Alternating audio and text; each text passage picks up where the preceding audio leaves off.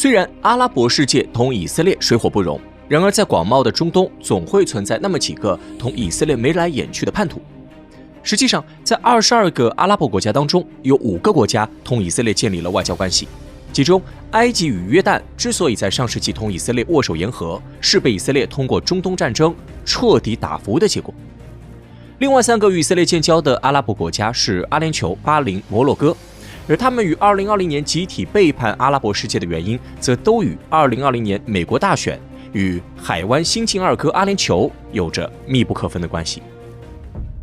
2004年11月2号，身兼阿联酋国父、总统与阿布扎比谢赫的扎耶德·阿勒纳哈扬因病逝世。1天后，总统宝座落到了他的儿子哈利法·阿勒纳哈扬身上。此时的阿联酋已经在中东的惊涛骇浪中平稳运行了33年。然而，在平稳运行背后，阿勒纳哈扬家族却也承受着难以言说的辛酸。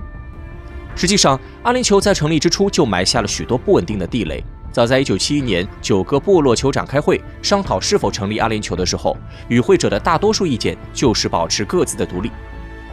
阿联酋之所以能成立，是因为阿布扎比与迪拜2个最大的酋长国，甚至他们如果不抱团，那么连当棋子的价值都没有。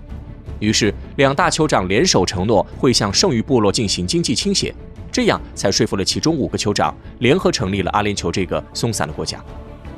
即使如此，新成立的阿联酋实际上也是一个不折不扣的小国，而阿联酋立国的时机却又恰逢中东大动乱时期。自阿联酋建国以来，埃及与以色列先是爆发了第4次中东战争，之后沙特为制裁以色列，召集中东产油国联合同西方对抗。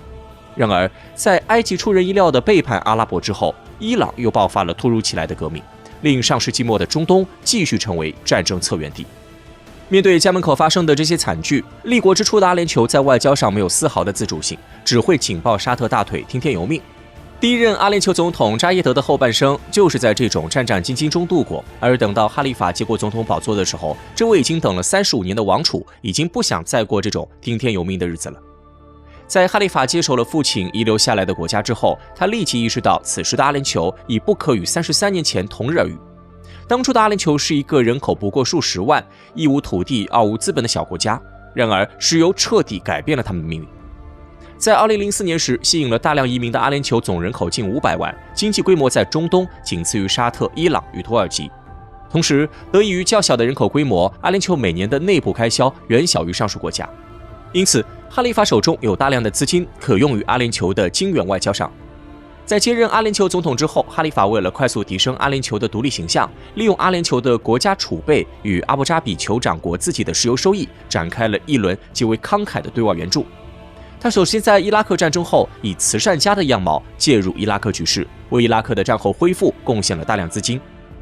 又在美国同阿富汗战争的末期成立阿富汗人道主义和发展委员会，出资6.2亿美元在阿富汗展开人道主义援助。当叙利亚内战打响以后，阿联酋慷慨地提供了12亿美元，用于安置内战产生的战争难民。而当也门内战爆发时，阿联酋又毫不意外地奉上16.5亿美元，用于也门政府恢复其在北方地区的权威。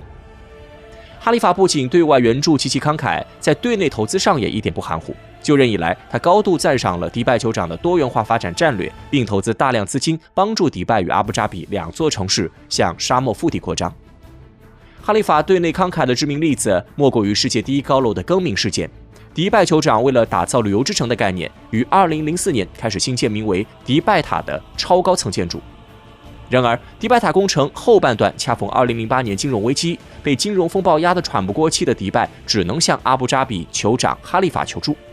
对于哈利法而言，迪拜是阿联酋的2号家族，自己早就想找机会讨好一下他们，巩固阿布扎比同迪拜联合执政的基础。因此，他毫不犹豫地同意了迪拜的请求，动用阿布扎比与阿勒纳哈扬家族的私人财富，保证了迪拜塔于2009年顺利完工。为了感谢这位总统，迪拜在完成这项成就之后，将迪拜塔改名为哈利法塔。然而，哈利法塔只是哈利法挥金如土背后的一个小小成就。2015年，阿联酋对外援助达到最高峰，这个在当时人口不到1000万的国家，全年对外援助总额高达88亿美元，相当于每个阿联酋家庭都要拿出数千元支持那些穷兄弟。为了表彰哈利法的慷慨，联合国人权理事会于同年10月正式接纳阿联酋为理事会成员。而阿联酋自己也毫不谦虚，他们组建软实力委员会，并在一顿操作之后宣布，慷慨的阿联酋已经拥有全球15、中东第1的国家软实力。但是能做到总统位置上的，没有一个傻乎乎的老实人。哈利法慷慨援助的背后，其实是通过无限制的撒钱，为阿联酋搭建一个新的外交网络。虽然阿联酋的对外援助一直打的都是所谓人道主义的旗号，但当我们仔细观察哈利法的资金流向，却能发现存在着极为明确的倾向性。哈利法在接手阿联酋之后，发现他的父亲之所以为沙特马首是瞻，原因在于沙特是阿联酋最大的陆上邻国。然而，沙特并不完全是一个独立的大国，背靠美国实际是沙特能保持区域竞争力的根本原因。在阿联酋弱小的时候，绕过沙特直接投靠美国，会被认为是狂妄自大。然而来到新世纪以后，拥有极子价值的阿联酋已经可以绕开沙特这个中间商，直接寻求美国的保护。哈利法在继位之后，秉持美国人走到哪儿他就走到哪儿的战略，美军在前脚进行了军事行动，阿联酋就会打着双方的旗号，在当地进行人道主义援助。同握有2圣地的沙特不同，阿联酋虽然也是伊斯兰国家，但阿联酋既不需要也无力竞争宗教老大的地位。因此，在对外援助的时候，阿联酋根本不会去考虑宗教输出的问题，反而能全心全意地投身于人道主义救援上。不过，所谓的人道主义只是个说辞，阿联酋的人道主义救援在最初其实有着严格的政治背景。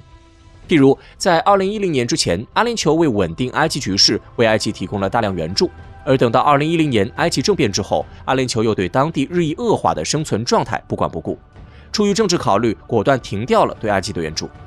而等到穆兄会倒台，埃及组建新政府的2013年，阿联酋又突然变脸，宣布将会在未来10年分阶段为埃及提供多达129亿美元的援助。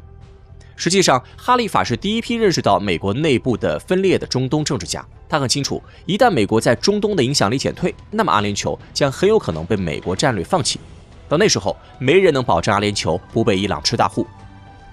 然而，到了这种变局的时候，沙特那个美国坚定盟友以及逊尼派老大的身份，却成了对自身外交手段的限制。于是，阿联酋在这时候站了出来：你沙特不敢勾搭对手，我敢；你沙特不敢出头当叛徒，我也敢。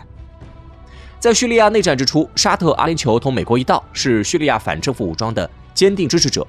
可随着叙利亚战场的逐渐明朗，阿联酋审时度势，开始向巴沙尔与俄罗斯方向靠近。